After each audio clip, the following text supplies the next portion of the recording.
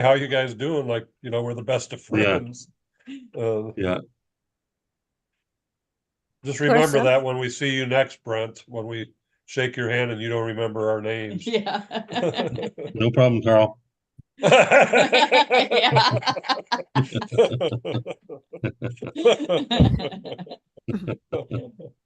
Uh, so I guess Sherry's sick this morning, Yeah, Whatever. Yeah. that's so I'll have to wing it a little bit. But well, she's got nerve getting sick, doesn't she? what's that? She has nerve getting sick. Yeah, she was going to do a longer one, so I was prepared to Yeah. do a shorter one, and now I got to do two. Oh gosh. But Well, we'll be tell us winging more it. of your life stories. Those could be interesting. Yeah. Yeah, yeah.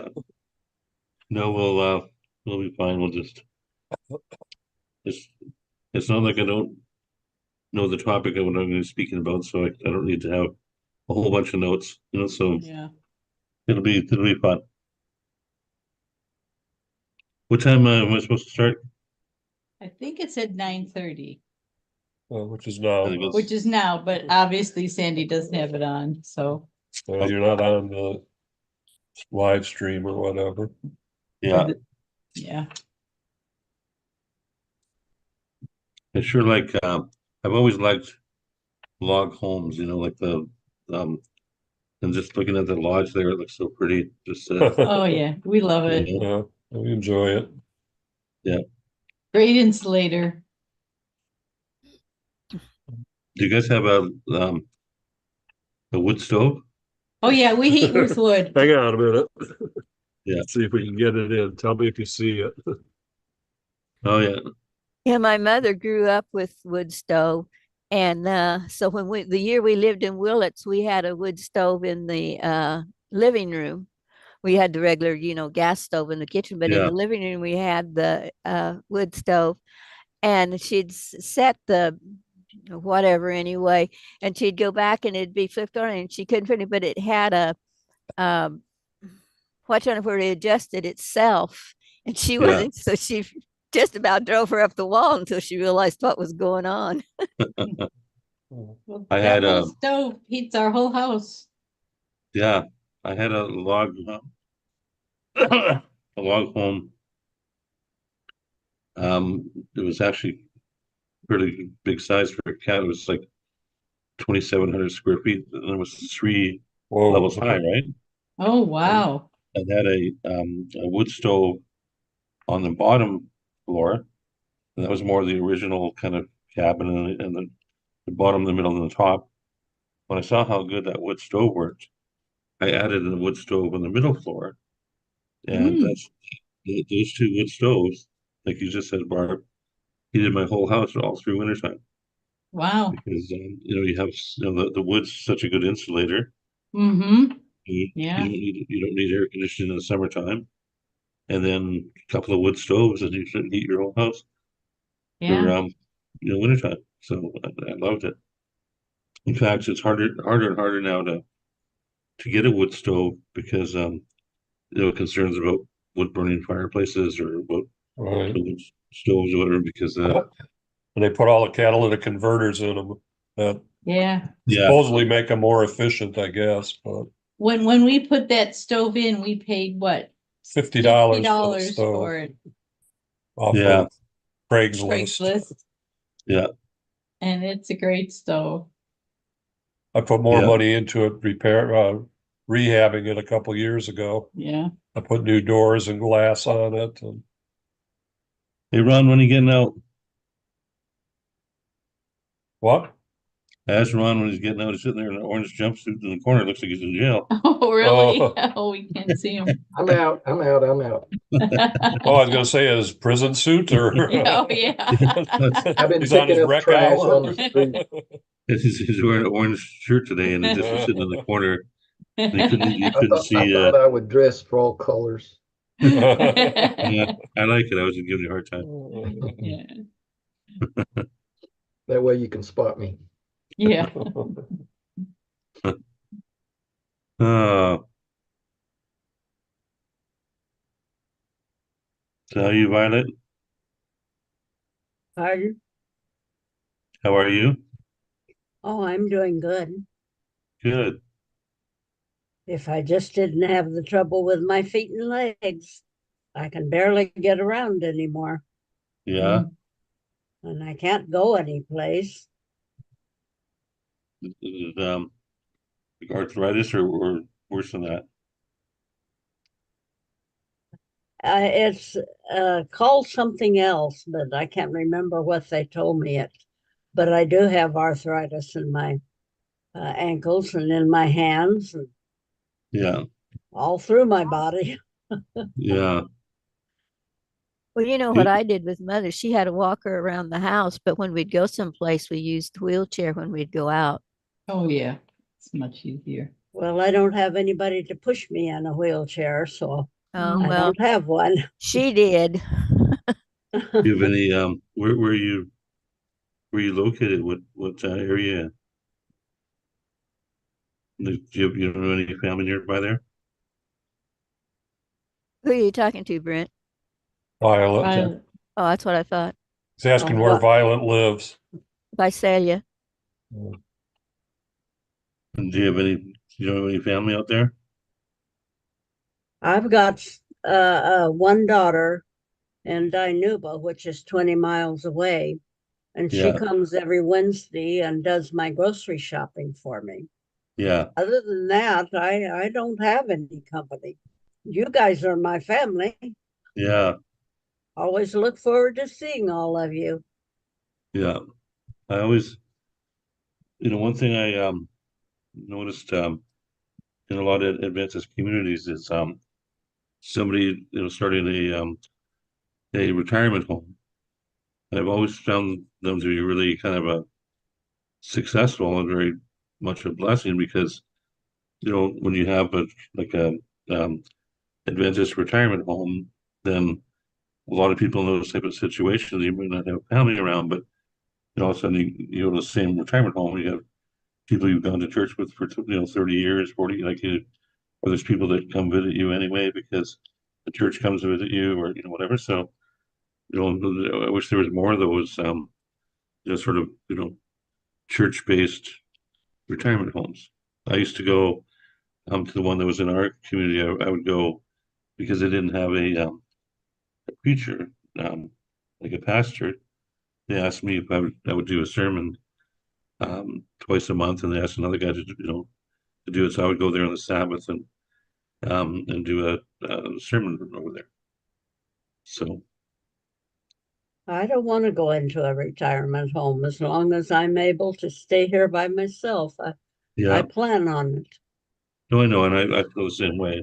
I'm just saying that at some point, when because when some retirement homes are very nice, and like I mean, really, really nice.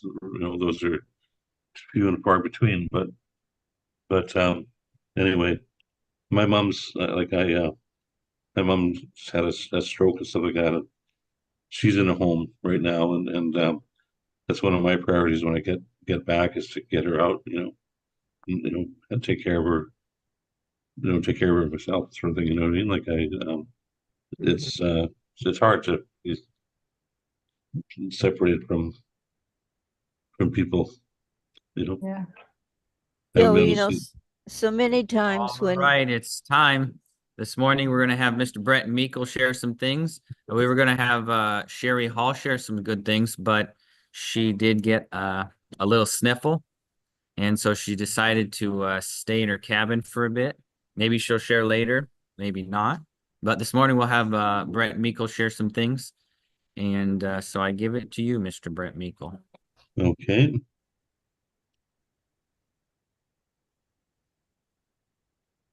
And let us know what you'll be starting with, the title you'll be starting with this morning. I'll be starting with E.G. White and the Unsealed Book of Daniel.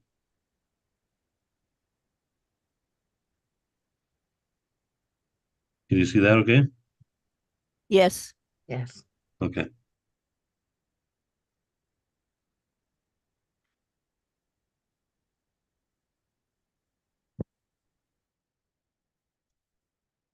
All right. Good morning, everybody.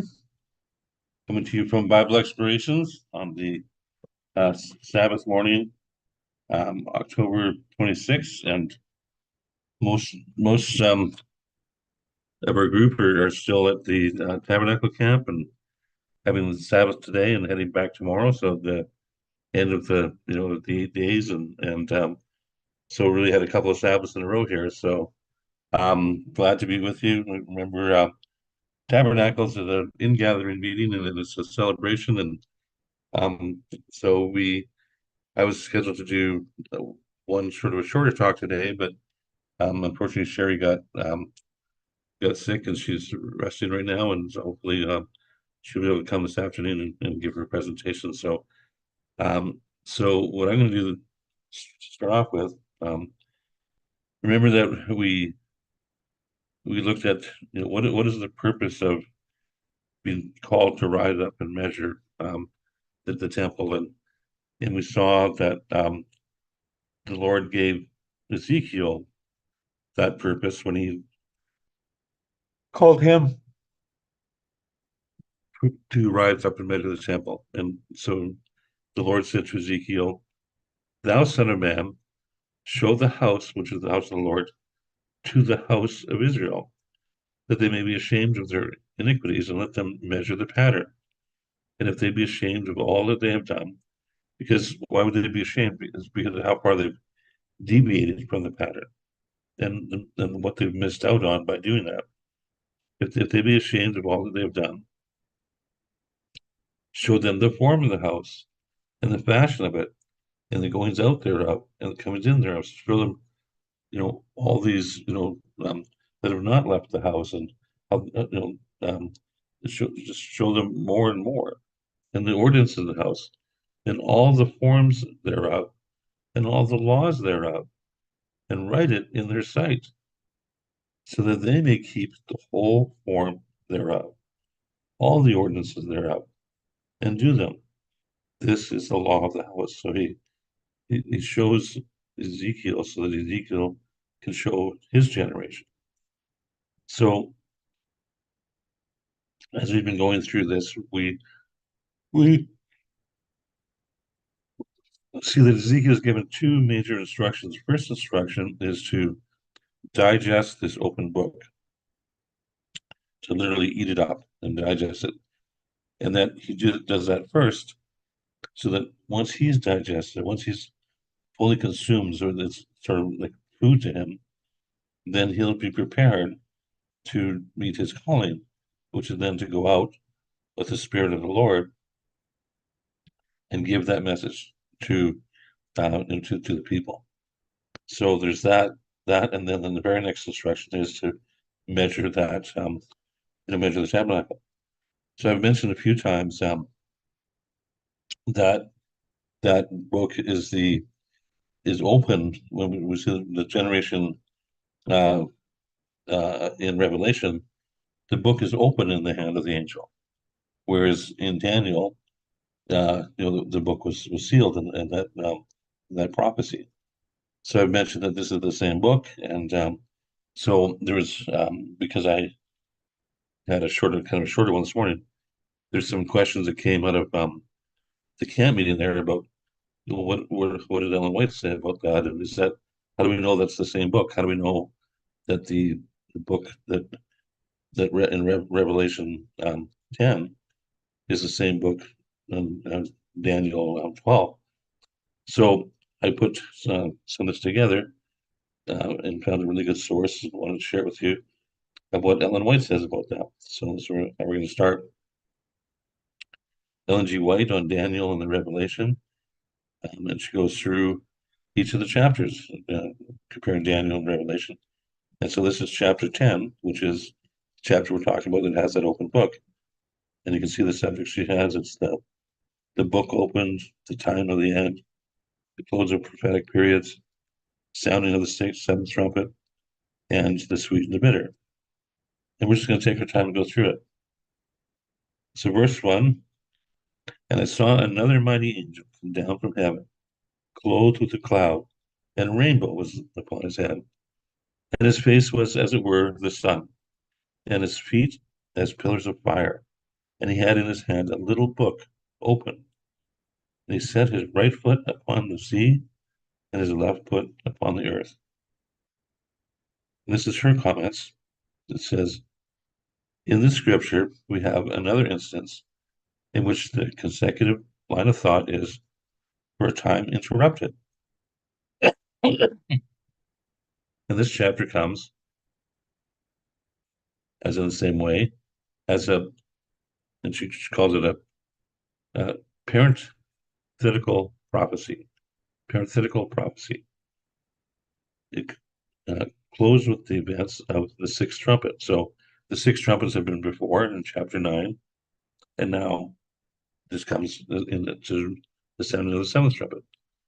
The sounding of the seventh trumpet is not introduced until we reach the 15th verse of chapter 11, which is saying we go to chapter 9, and we go all the way till verse 15 of 11 till we hear the seventh trumpet. And this is one of those interrupted times. And you'll see that almost every time we get to the sixth in the book of Revelation, there is that interrupted time, and then the seventh. So you go 1, 2, 3, 4, 5, 6, kind of rapid succession, and then there's a little delay, and then the seventh. And the main reason for that is that once the seventh is completed, not started but completed, then it's over. That's the final um, uh, final call.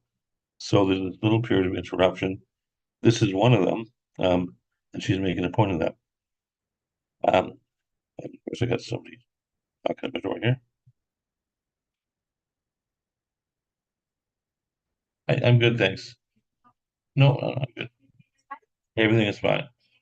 Thank you.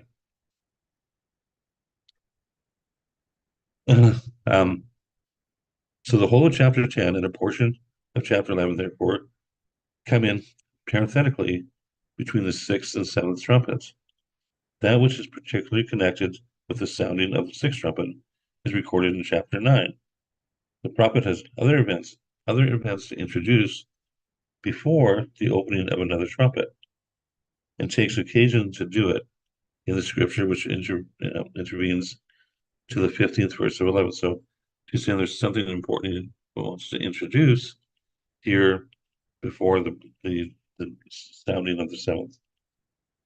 Among these is the prophecy of chapter 10. Let us first look at the chronology of the message of this angel. The little book. He had in his hand a little book open.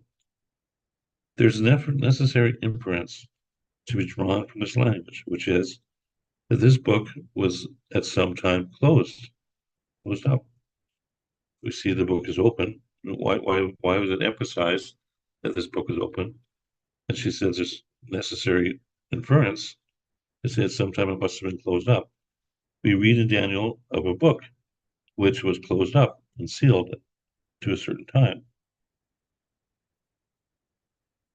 But thou, O Daniel, shut up the words and seal the book. What was a certain time? Even to the time of the end. Many shall run to and fro, and the knowledge shall be increased.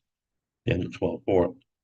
Since this book was closed up until the time of the end, it follows that at the end of time, of the end of the book would be opened. And as this closing was mentioned in prophecy, it would be reasonable to expect that in the predictions of the event to take place at the time of the end, the opening of the book would be mentioned. So she's saying chapter 10 is a prophecy from the Lord.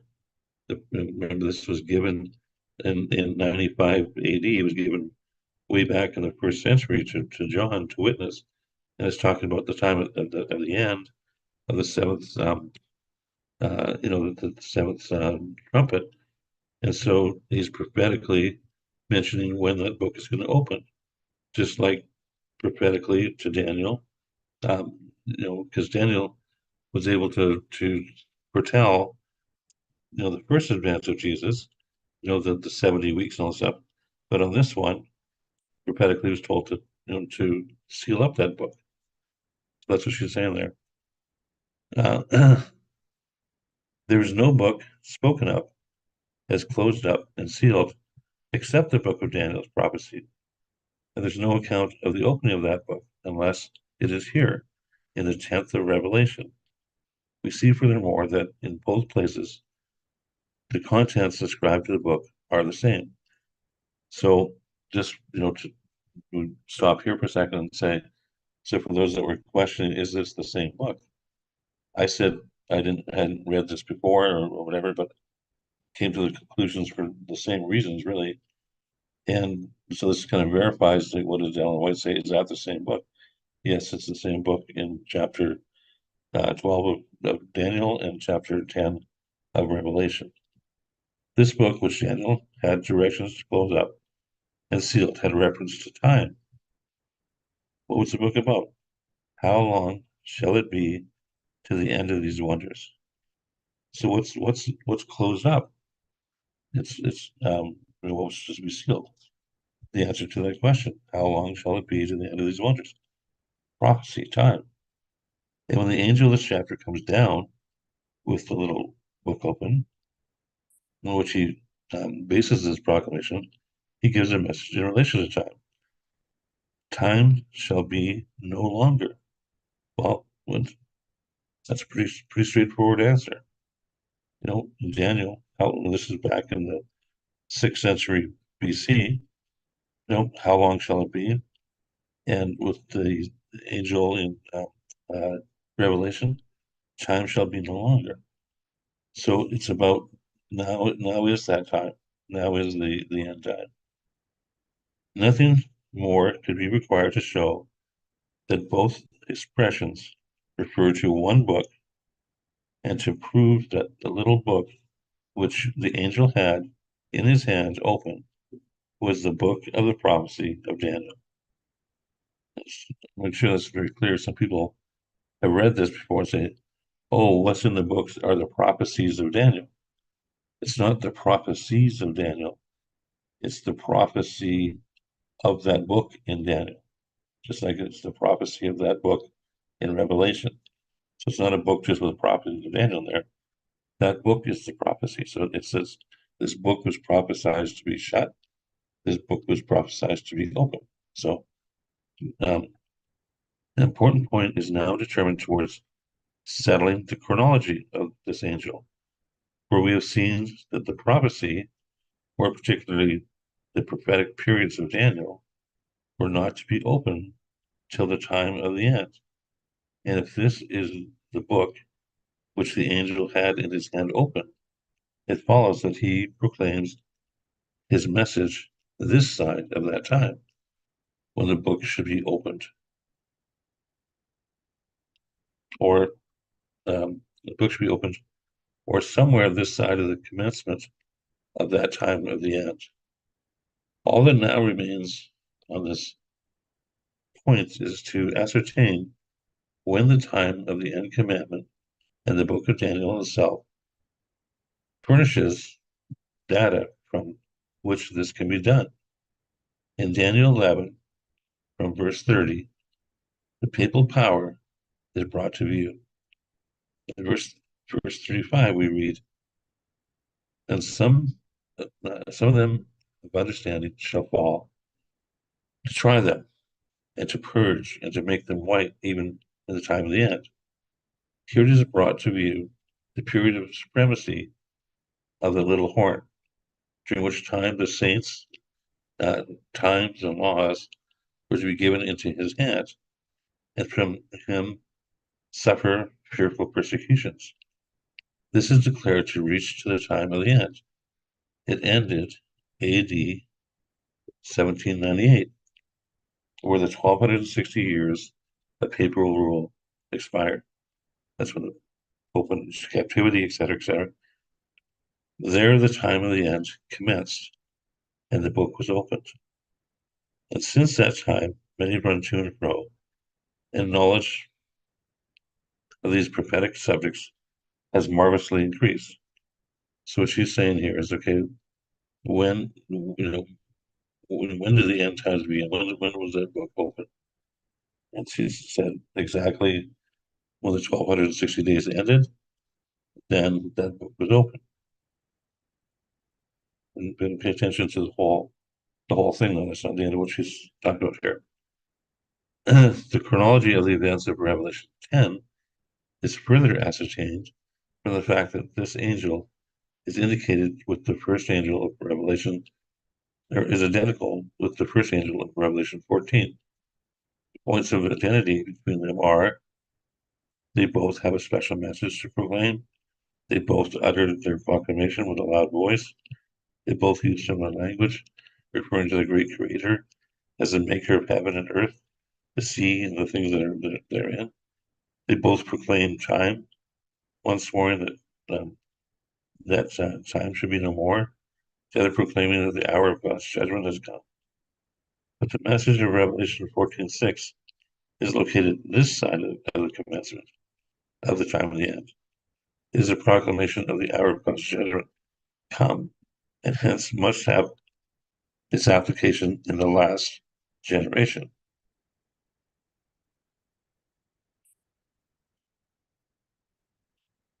Paul did not preach the hour of judgment to come. He didn't talk about it at all. Luther and his coadjutors did not preach it. Paul reasons of a judgment to come, indefinitely future, and Luther placed it at least 300 years off from his day. Moreover, Paul warns the church against such preaching as that the hour of God's judgment has come until a certain time. In 2 Thessalonians 2:1-3 says, "And we beseech you, brethren, by the coming of our Lord Jesus Christ, and by our gathering together under him, that ye be not soon shaken in mind, or be troubled, neither by spirit, nor by word, nor by letter, as from us, as that day that Christ is at hand. That no one deceive you by any means, for that day shall not come, except there first come a falling away, and that man of sin be revealed, the son of perdition," etc.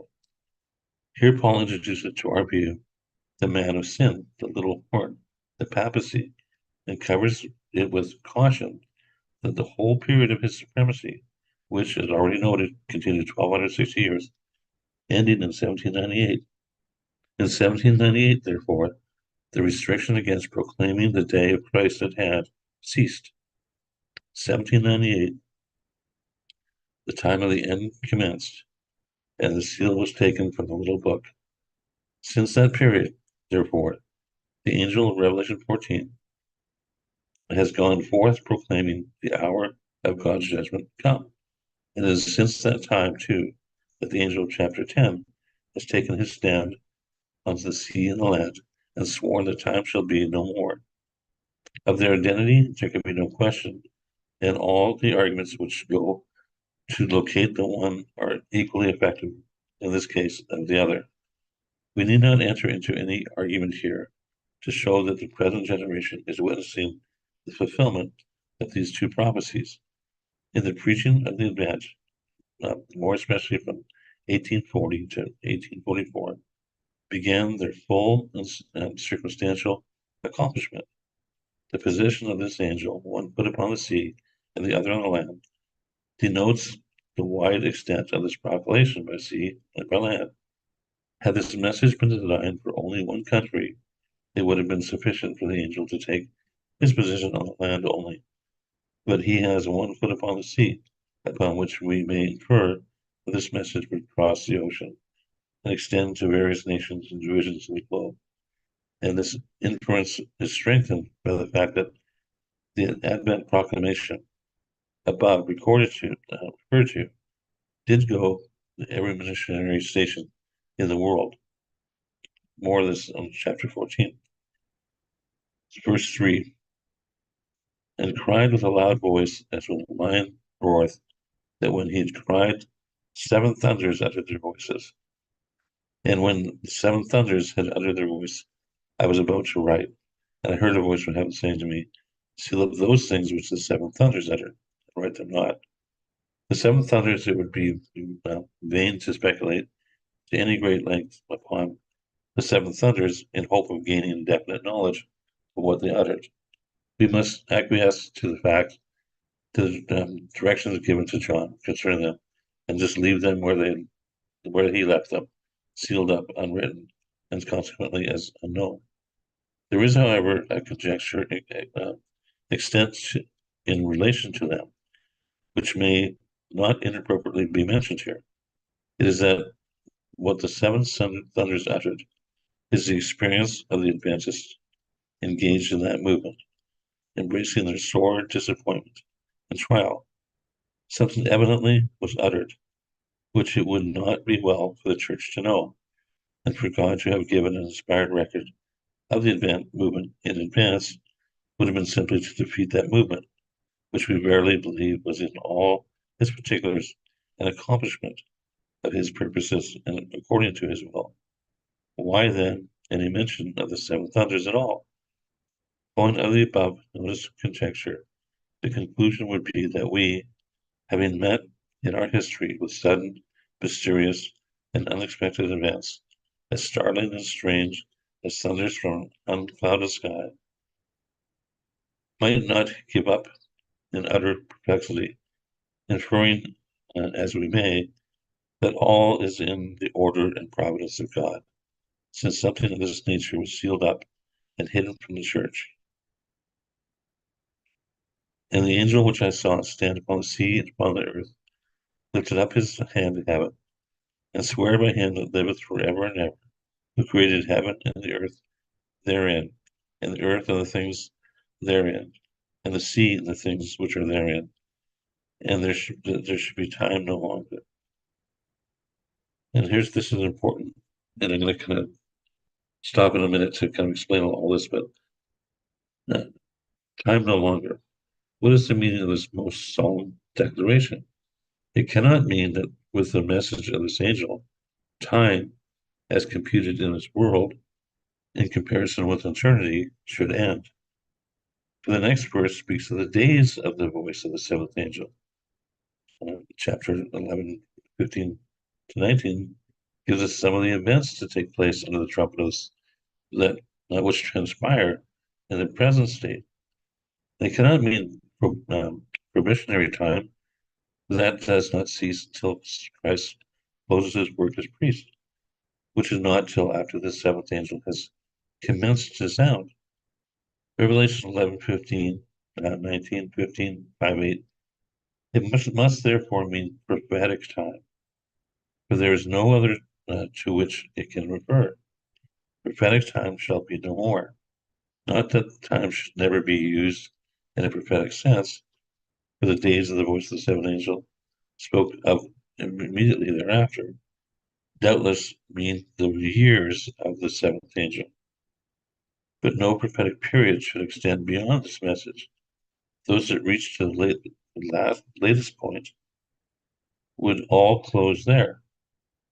Arguments on the prophetic periods showing that the longest ones did not extend beyond the autumn of 1844 will be found in remarks on Daniel 8:14. But in the days of the voice of the seventh angel, when he shall begin to sound, hear those words, the days of the voice of the seventh angel, when he shall begin to sound, the mystery of God should be finished, as he hath declared to his servants the prophets. The days of the voice of the seventh angel, the seventh trumpet, is not that which is spoken of in 1 Corinthians 15:5-2 as the last trump, which wakes the sleeping dead. It is the seventh of the series of the seven trumpets, and like the others of this series, occupies days and years in sounding. In the days when he shall begin to sound, the mystery of God shall be finished. Not in the day when he shall begin to sound, not in the very commencement of the sounding, but in the early years of his sounding, the mystery of God shall be finished. The commencement of the seventh trumpet from the events to take place under the sounding of the seventh trumpet. Its commencement may be located with sufficient definiteness at the close of the prophetic period in 1844. Not many years from that date, then the mystery of God is to be finished. The great event, whatever it is upon us. Listen to this, some closing and decisive work, which whatever of importance and solemnity it bears in its time, is near at hand. So she's saying there's another work near. There is importance connected with the finishing of any of the works of God. Such an act marks a solemn and important era. Our Savior, expiring upon the cross, cried, "It is finished." And when the great work of mercy for fallen man is completed, it will be announced by a voice from the throne of God, proclaiming in tones which roll like thunder all through the earth. The solemn sentence, "It is done," Revelation 16:17.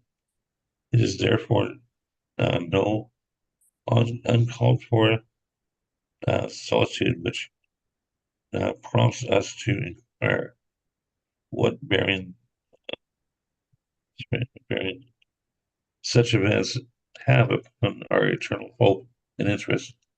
And we read of the finishing of the mystery of God to ask what that mystery is and in what finishing it consists. The mystery of God, a few direct testimonies for the book which has been given as to our feet will show what the mystery is. Ephesians 1:9-10. Having been known unto us the mystery of his will, according to his good pleasure, which he hath purposed in himself, that in the dispensation of the fullness of time he might gather together in one all things in Christ, both which are in heaven and which are on earth, even in him.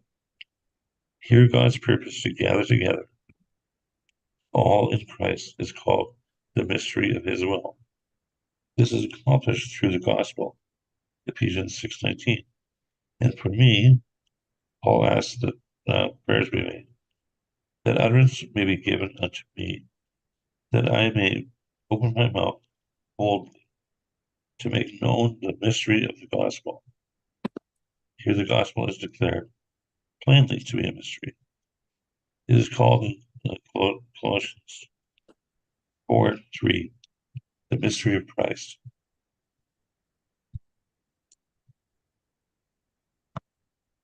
Ephesians 3:6, how that by revelation he made known unto me the mystery, as I wrote before in a few words, that the Gentiles should be the fellow heirs of the same body and partakers of the promise in Christ by the gospel.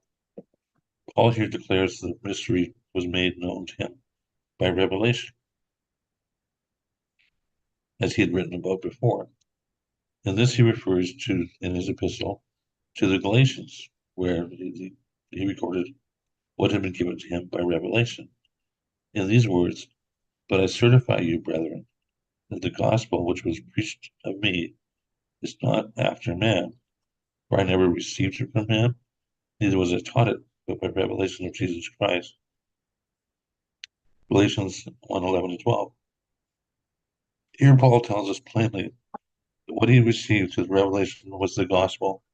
In Ephesians, he calls it the mystery made known to him by revelation.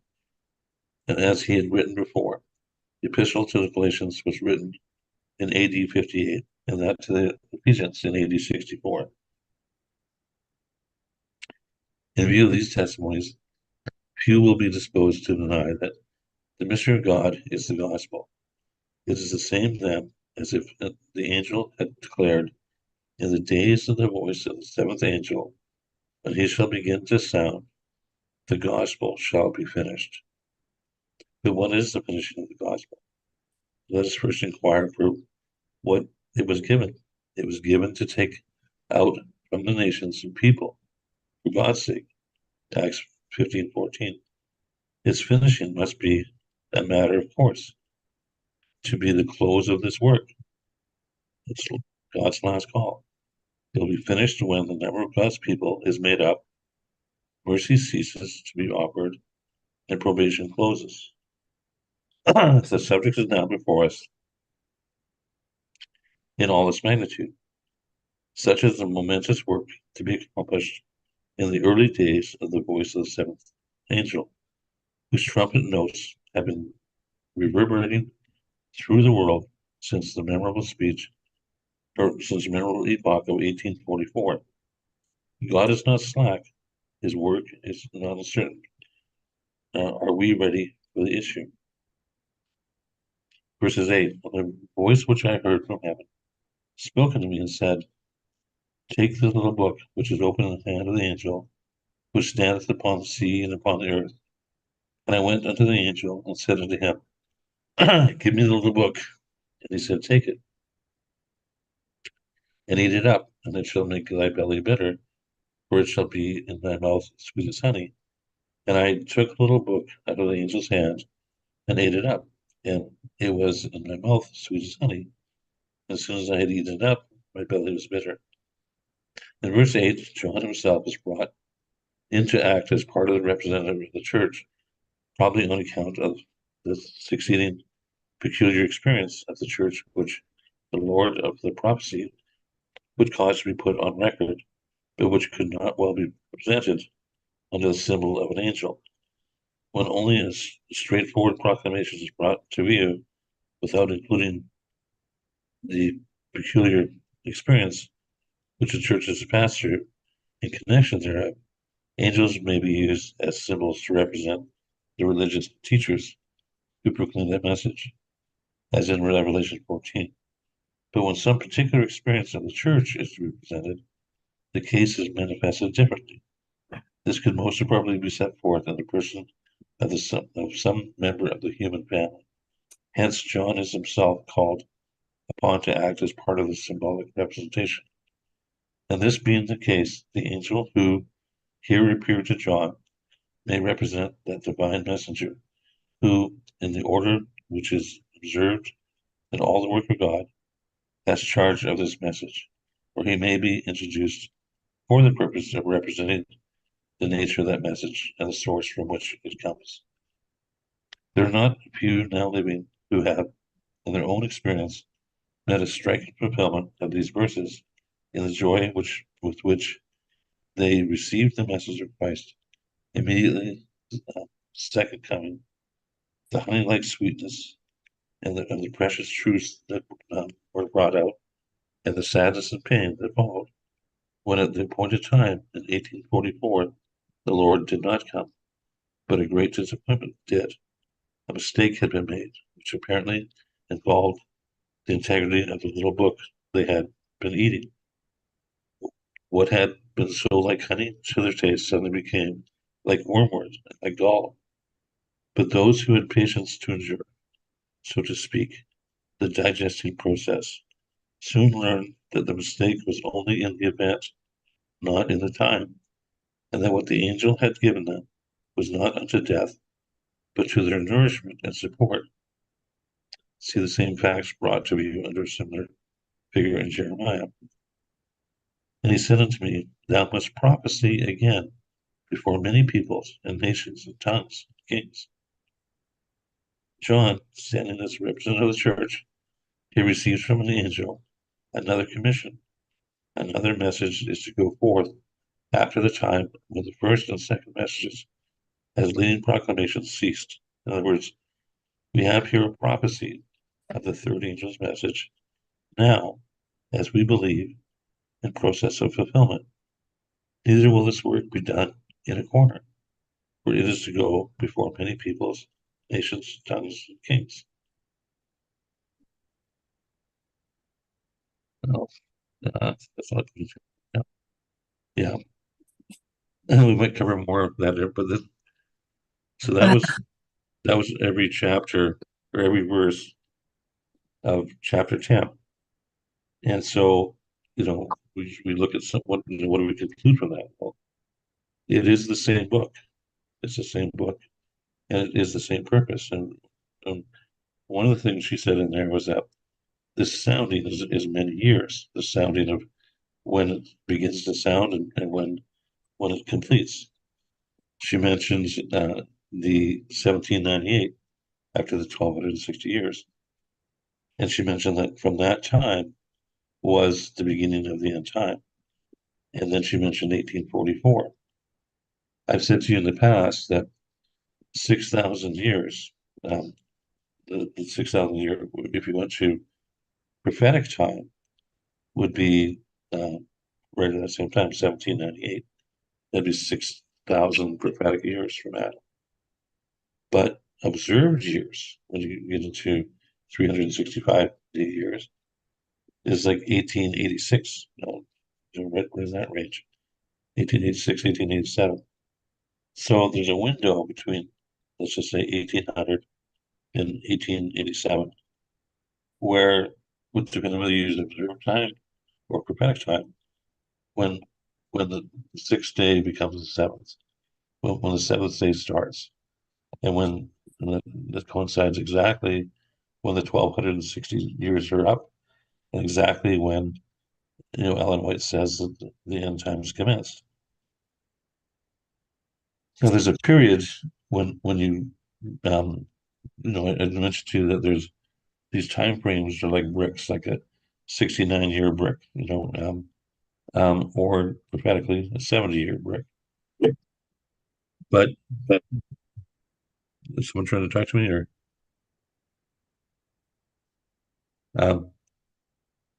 but these, what's important is that it's really they really come as, like we talked yesterday about 420 being a number that reconciles number 1 to 7. They really come in a 210 year brick divided into 3, so 70 times 3, and or 69 times 3, 270 years times 3. And if you took uh, from that time, from 1800, the first, we're 2 years, or we're a year or two from entering the last part of that. So in other words, if you took the playing of the trumpet, the sounding of the trumpet beginning right at 1798 or anywhere in that period, and going for a certain number of years till it stopped, that's exactly what we're talking about. Is that so? For example, um, Ellen White could talk about the same angel and talk about what happened in France with the rebellion and with when they brought in the harlot into and started to worship her and all this sort of stuff as an abomination of desolation, as a past event, but also of the the end of all things as a future event from the same angel, because it's a period of years. It's a period of a couple hundred years. So, but my main point was I wanted to show people that, and we'll go through things, after this in part 2, that it is the same book, and this book is opened. And as Ellen White mentioned, it's in our generation. She doesn't separate out the time that she lived in from the time that we lived in, because that she was alive at that time. Talks from her generational point of view, and we don't need to separate it out either. Her time was exactly the beginning of the end time, exactly right when her ministry was. Our ministry is near the end of that same period. That's the only difference between what she's talking about, what we're talking about. We're 100% in agreement with everything that was just said there. The difference is the time that we live in now. When she talked about a peculiar message from the sanctuary, had to be, she said, I don't know what that is, but it's coming as part of that same message to go around the world.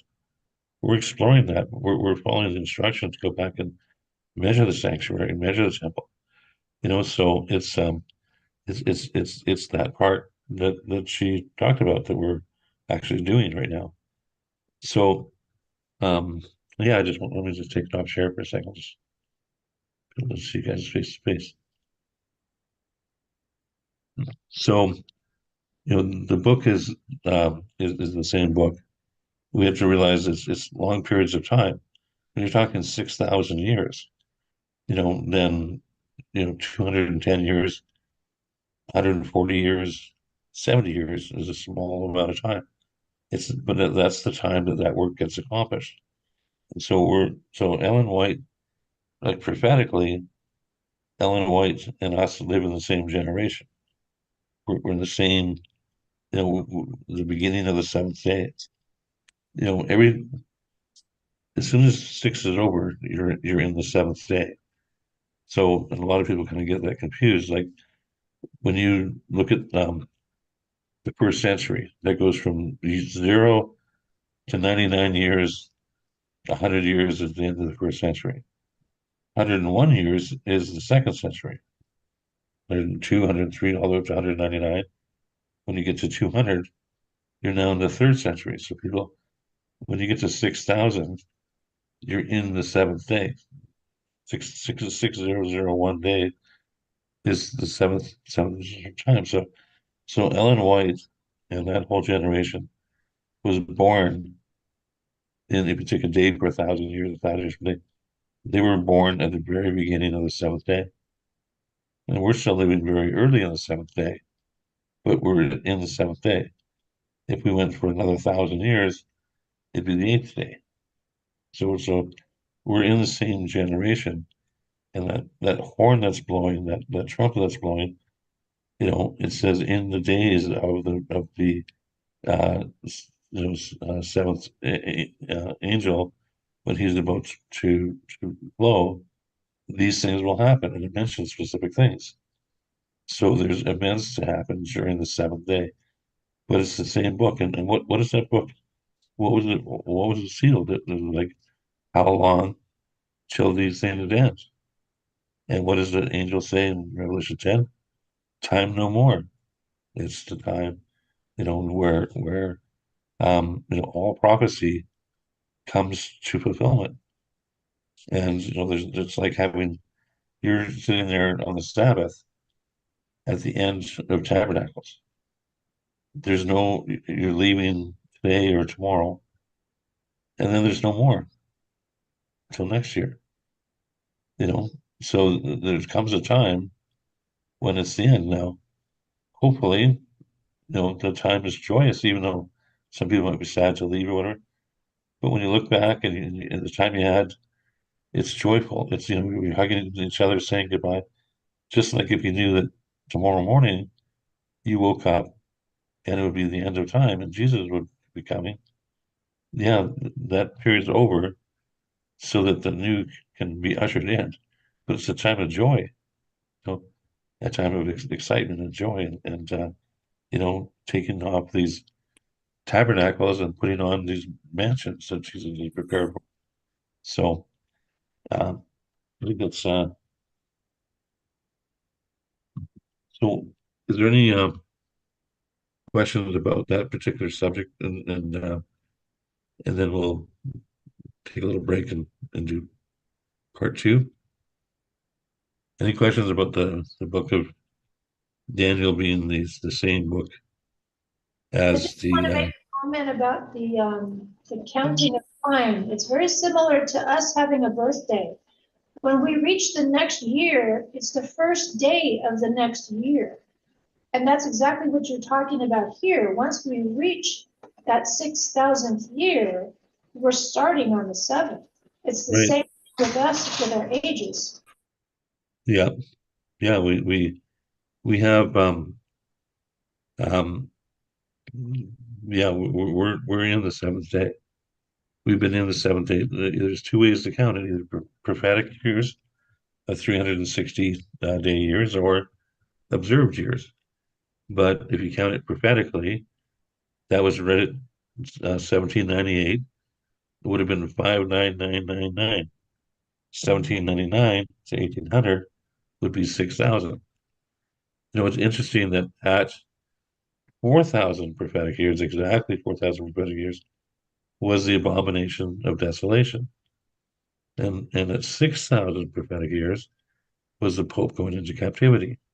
And so it's, these things happen. I remember I said before, 4,000 is 6 times 6,666. Like it's, 40, 4,400, 4,000.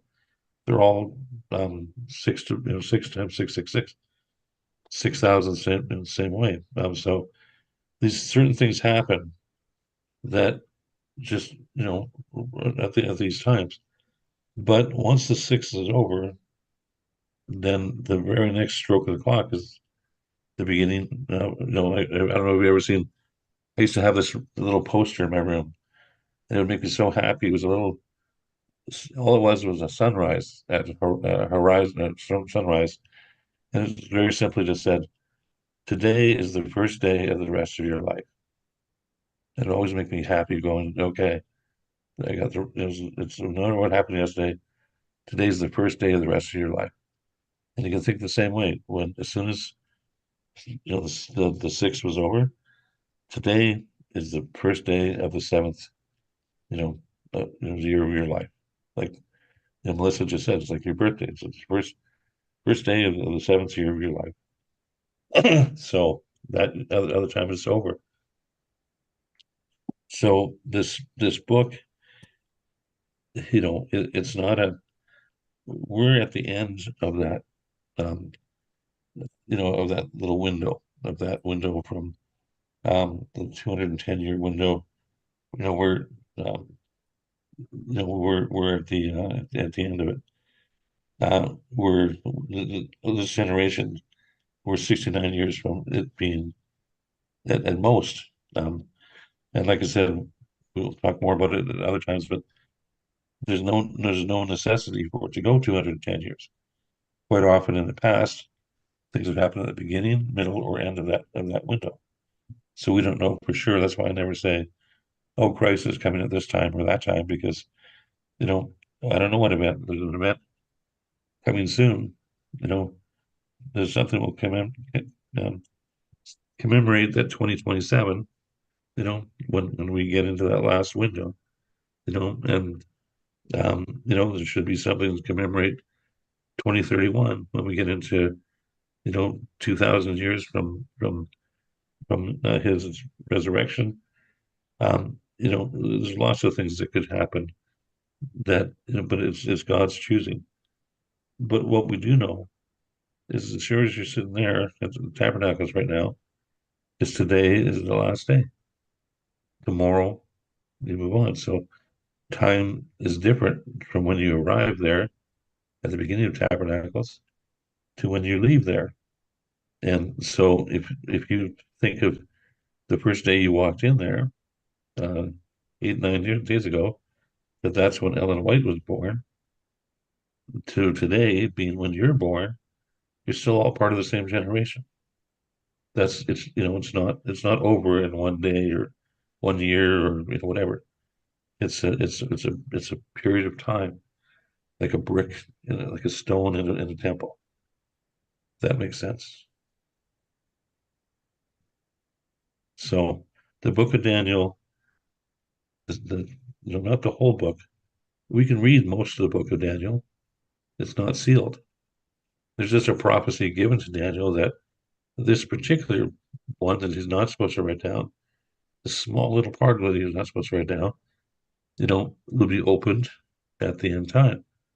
And, I believe that that's the covenant. That's, being able to, observe because the instructions then are go observe the temple.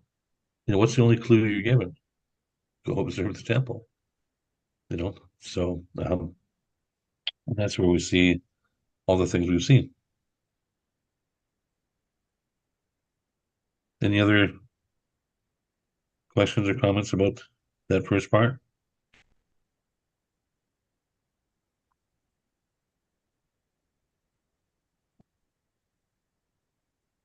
Was your guys' question answered there, Chris? Well, that was fantastic. Very interesting. Yes. Very interesting things I have not heard before. Yeah, was this the end of chapter 7? Or no, you haven't. This was just a little extra. Yeah, this was, I was gonna do, I wasn't sure how long I was gonna go because I was only gonna be doing it shorter with Cher there. So we'll take a little break and then I'm gonna just kind of speak about everything I'm just trying to do like just a little review of everything we've talked about the last 7 days, but nothing formal, just I'm gonna go through and talk basically and just, you know, that we can kind of walk away saying, okay, well, what do we spend our time doing and what does all that mean? So I'm going to come back with that after a little break and a little drink of water and stuff. So if you guys are good, you want to take a 5 minute break, we'll be right back. All right, we'll take a 5 minute break and we'll come on back.